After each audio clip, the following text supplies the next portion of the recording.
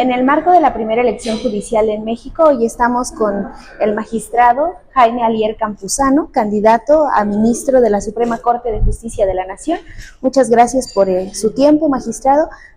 Nos interesa conocer parte de su trayectoria, pero también sus razones para competir. En noviembre usted se volvió noticia nacional porque fue el primero en registrarse como candidato. ¿Qué lo llevó a tomar esta decisión de participar? La decisión la tomé con motivo de la reforma judicial. Antes era muy difícil ser candidato o aparecer en una terna para ministro de la Suprema Corte de Justicia de la Nación. Tenía el aspirante que estar muy cercano al presidente de la República para que este último propusiera una terna ante el Senado de la República y este último órgano designara al ministro de la Suprema Corte. Con motivo de la reforma constitucional en materia de elección judicial, cualquier ciudadano, siempre y cuando reúnan los requisitos exigidos por la Constitución, puede inscribirse y participar en la elección. Por lo tanto, yo encontré una mayor apertura en el nuevo sistema. Por ese motivo, tan luego el Senado de la República emitió la convocatoria para los aspirantes a ministro de la Suprema Corte, envié mis documentos, me inscribí en el Comité de Evaluación del Poder Judicial Federal, presenté mis documentos y efectivamente fui el primer candidato en registrarme. El Comité de Evaluación había previsto un examen previo. Sin embargo, el comité renunció y fui directamente a la tómbola. Entonces resulté uno de los ganadores en la tómbola y por ese motivo obtuve la candidatura para ministro de la Suprema Corte de Justicia. Entonces, ¿usted diría que fue hasta cierto punto algo de suerte haber salido en la tómbola? Desde luego, porque fueron muchos los aspirantes que nos sometimos a la tómbola y no todos salimos. Sí hubo cierta suerte en la designación. ¿Y usted considera que la reforma que propuso el expresidente Andrés Manuel López Obrador será efectiva a largo plazo? Habrá que ver los resultados. Yo la cuestión positiva que encuentro en la reforma es que se abren las puertas para todos desde el punto de vista formal. Vamos a esperar los resultados. Un punto que veo negativo y lo he manifestado en algunos foros es el punto relativo a la tómbola. La tómbola para mí debe ser un criterio de desempate. Previamente debe de haber un examen de conocimientos a los aspirantes. ¿Por qué se lo digo?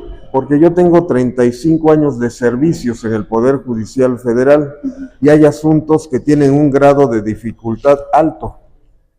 Entonces, la solución jurídica requiere mucho estudio, no sale a la primera. Por lo tanto, necesariamente debe de haber un examen de conocimientos. Y cuando dos o más aspirantes obtengan la misma calificación, ahí sí vería con buenos ojos la tómbola como criterio de desempate. Entiendo. Usted ha abordado el tema del nepotismo y de hecho hizo una investigación sobre el tema y ahí me permito leer la definición que usted le da al nepotismo. Dice que es la preferencia que tienen algunos funcionarios públicos para dar empleos a familiares o amigos sin importar el mérito para ocupar el cargo, sino su lealtad.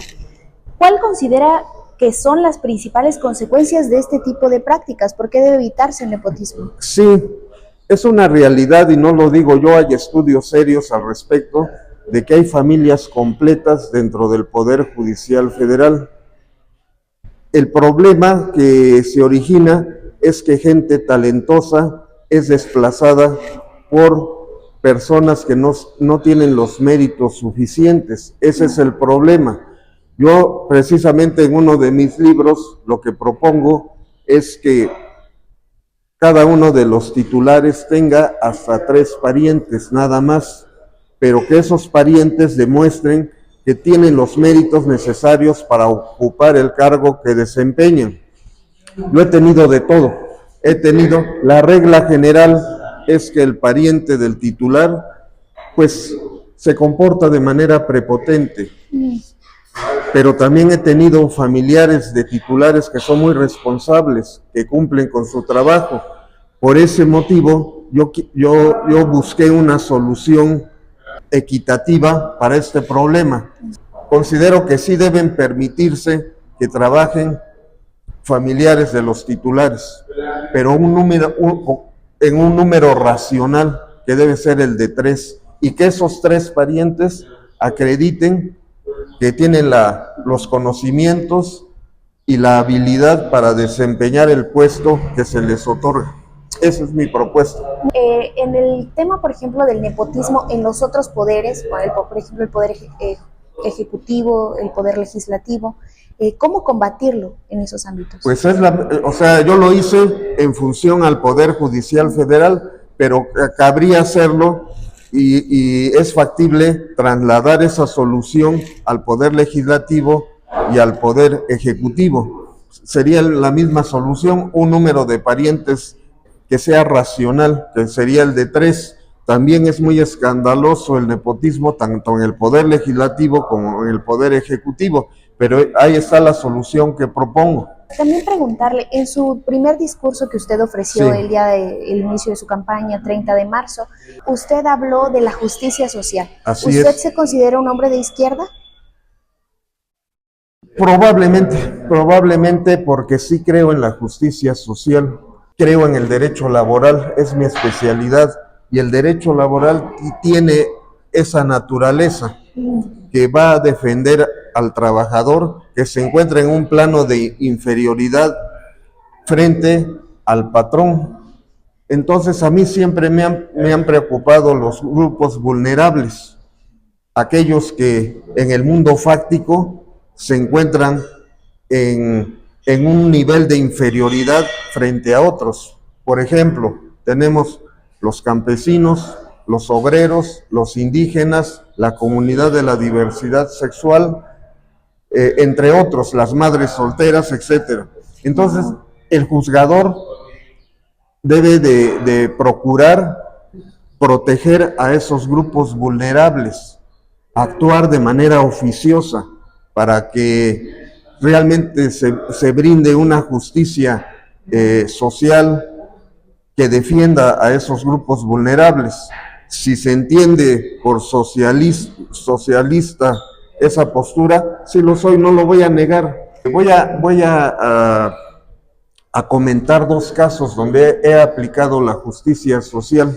Por ejemplo, los burócratas, hace años, los burócratas de aquí del gobierno del estado no percibían aguinaldo ni prima vacacional. Reclamaron esa prestación ante la autoridad laboral y les fue negada. Promovieron amparo directo. Yo fui el ponente de ese asunto. Entonces me percato, pues había una omisión legislativa porque no estaban previstas esas 2 prestaciones. Entonces hicimos un análisis de convencionalidad, fuimos a los tratados internacionales y llegamos a la conclusión de que se trata de un derecho que tienen los trabajadores de que se les dé un extra en los periodos vacacionales y en el periodo decembrino de Navidad para que disfruten con sus familias esos días. Entonces, nosotros así lo manejamos y concedimos el amparo para que el gobierno del estado les otorgara a los burócratas esas 2 prestaciones. Eso es justicia social. Otro caso que me acaba de tocar es sobre todo las viudas de los trabajadores. Aquí sí son trabajadores municipales. La ley burocrática municipal establece que la relación de trabajo se acredita con el nombramiento, que es el documento en el cual la autoridad reconoce la relación de trabajo con el nombramiento. Bueno, cuando fallece el trabajador, el ayuntamiento demandado se excepciona diciendo no existió relación de trabajo.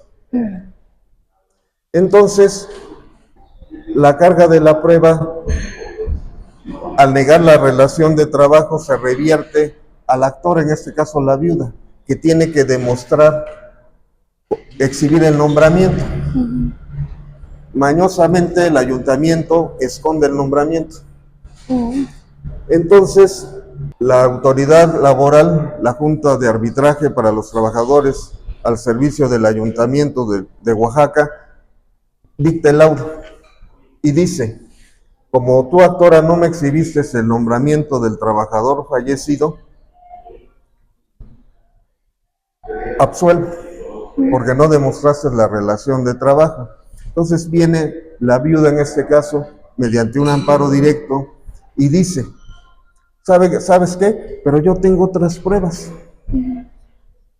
como son, por ejemplo, algunos documentos firmados por autoridades municipales que le reconocen el carácter de trabajador, su afiliación al sindicato del ayuntamiento, como miembro activo del sindicato. Entonces, nosotros resolvimos en el tribunal que ese asunto se tiene que resolver con perspectiva de género, porque es una mujer viuda que está en una situación de vulnerabilidad. Entonces, con esas pruebas que exhibió la trabajadora, se acredita que sí existió la relación de trabajo con el ayuntamiento, y concedimos el amparo para ese efecto, para que se reconozca que el trabajador fallecido sí fue trabajador y resuelva en relación a la pensión de viudez o en relación a las indemnizaciones que le corresponden a la viuda. Pero ahí aplicamos la perspectiva de género y también la perspectiva de adulto mayor, para favorecer a una persona, a un ser humano que se encuentra en una situación de vulnerabilidad. Esos serían los casos en los cuales he aplicado la justicia social. A su despacho, a su escritorio, llegaron el caso de los burócratas Sí. De diciembre. ¿Cuál fue el criterio? Que fueron despedidos por este decreto del gobierno del estado. Sí. ¿Cuál fue su criterio para...? Mire, qué bueno que me lo pregunta, porque todavía he sido muy atacado por ese asunto, pero creo que requiere una explicación técnica. En la ley laboral burocrática, que es la ley del servicio civil para los trabajadores del gobierno del estado, en uno de sus artículos establece como causa de revocación del nombramiento la supresión de plazas. Pero en el mismo artículo, que reitero está en una ley laboral, se establece que para que el gobernador del estado pueda suprimir una plaza de base, es necesario la autorización de la Cámara de Diputados de Oaxaca, del Congreso local. ¿Por qué? Porque el Congreso local lleva el control presupuestario. Bueno, el Congreso expide el decreto y ahí da las razones por las cuales ya no es viable presupuestariamente mantener un número de plazas, y señala qué plazas son. Con motivo de ello, termina la relación de trabajo, y en el propio decreto se establece que serán indemnizados los trabajadores a quienes se les cancele la plaza. Muy bien. ¿Qué fue lo que realizaron los trabajadores afectados? Se fueron a un amparo contra el decreto, pero el decreto no se encuentra aislado.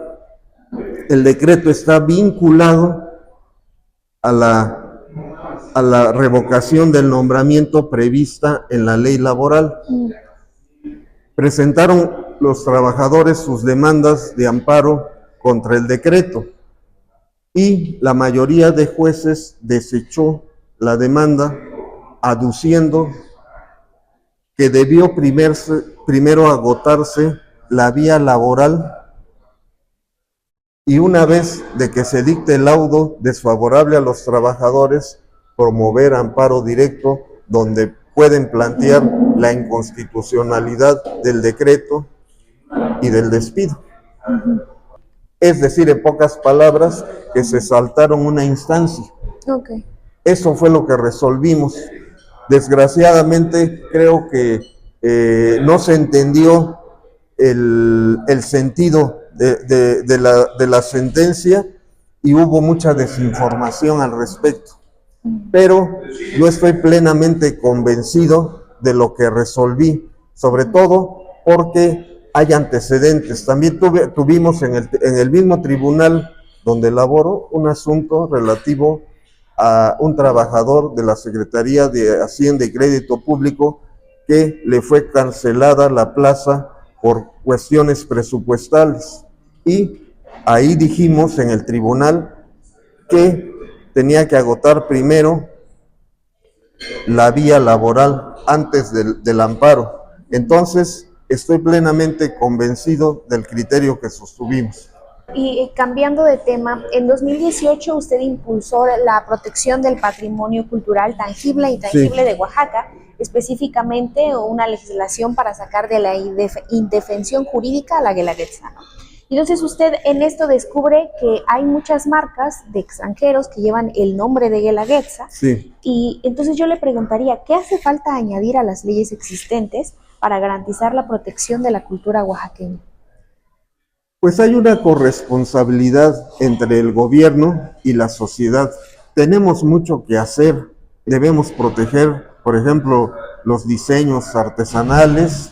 Debemos denunciar cualquier plagio, cualquier apropiación indebida.